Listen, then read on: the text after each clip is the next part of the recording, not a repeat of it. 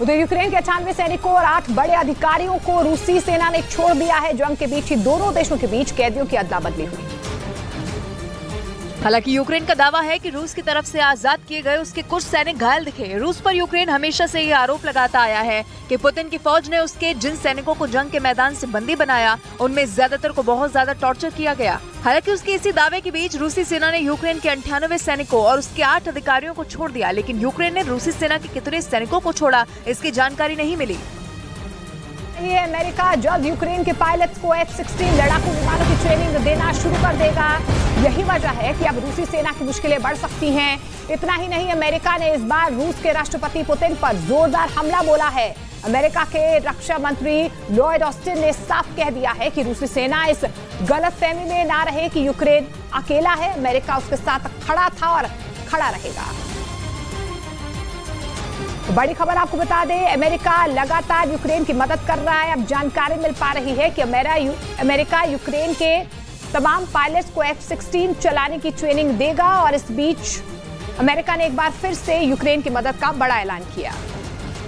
और इसी कड़ी में अमेरिका ने ऐलान कर दिया है कि वो जल्द यूक्रेन के पायलट्स को F-16 लड़ाकू विमानों की ट्रेनिंग देना शुरू कर देगा। यूक्रेन लंबे वक्त से इसकी मांग कर रहा था, लेकिन अब अमेरिका ने साफ कर दिया कि वो यूक्रेन के पायलटों की ट्रेनिंग जल्द से जल्द शुरू कर देगा। यानी कि आने वाले दिनों में रूसी सेना की मुश्किलें बढ़ सकती हैं, क्योंकि अगर एक बार जेलेंस्की के पायलट अमेरिका की घातक F-16 लड़ाकू विमानों से हमले की ट्रेनिंग ले लेंगे तो वो रूसी सेना पर कहर बरपा पाएंगे। पश्चिमी मीडिया का दावा है कि रूसी सेना ने बीते कुछ दिनों में यूक्रेन पर आसमानी हमले तेज किए हैं।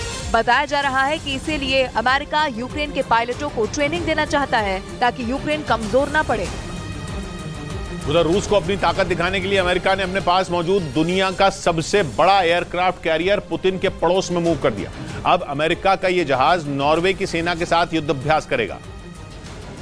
और जंग लड़ने की प्रैक्टिस किसके खिलाफ होगी ये तो पूरी दुनिया जानती है, अमेरिका और नेटो का दुश्मन रूस। बताया गया कि एक दिन पहले अमेरिका का USS जेरल्ड आर फोर्ड जहाज नॉर्वे पहुंचा और नॉर्वे रूस का पड़ोसी तो है ही, वो नेटो का सदस्य भी है। ऊपर से नॉर्वे के मीडिया में खबरें चल रही हैं कि अमेरिका का एयरक्राफ्ट कैरियर आर्कटिक सर्कल के उत्तर में भी जाएगा। इसी बात पर रूस तमतमा गया। नॉर्वे में रूस के दूतावास ने साफ कह दिया कि जब आर्कटिक में कोई जंग ही नहीं है और न ही नॉर्वे को रूस से कोई खतरा है, तो फिर वहां अमेरिका के जंगी जहाज के पहुंचने का क्या मतलब है।